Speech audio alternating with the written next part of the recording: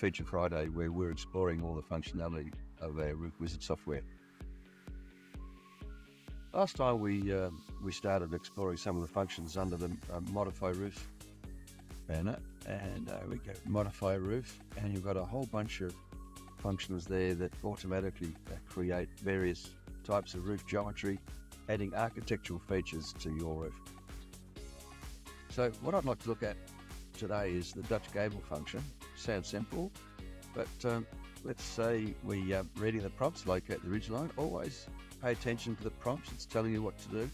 So we're locating the ridge line, we'll put a Dutch Gable on that end, and the dialog box pops up with a couple of questions.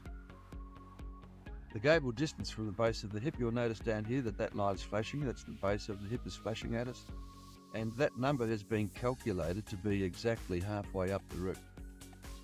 If you then want a gable overhang, let's say we want a gable overhang of 0, and we hit OK, and it builds our Dutch Gable precisely halfway up the roof. But if we say, well, actually undo that, we'll do that again, and we want a bit of overhang, say 450 overhang on the Dutch Gable, we hit OK, and it builds that. And it builds precisely what we tell it to do. There's another useful function, feature we can create using Dutch Gable, often referred to as a Hamptons gable, I guess, where you have a gable end but with little returns on it. So I'll show you how we do that. We use the Dutch Gable function, and instead of calculating halfway up, we tell the distance from the base to be precisely the same as the overhang. So we hit OK on that, and you go to the isometric view and see what we built.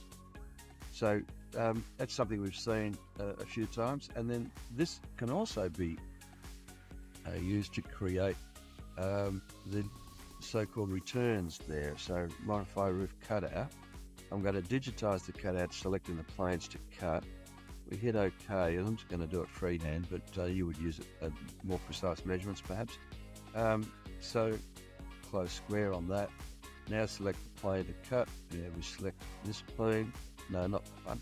No, yes.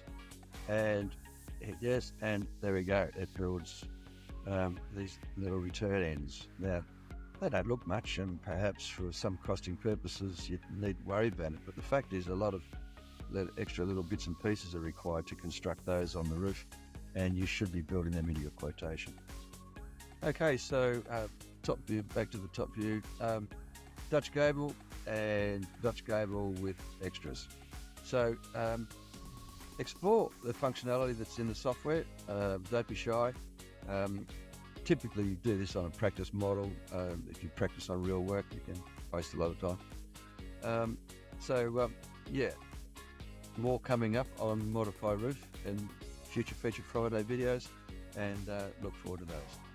Have a great weekend, and this is us signing off from Roof Wizard for this week, and we'll catch you soon at the next Feature Friday.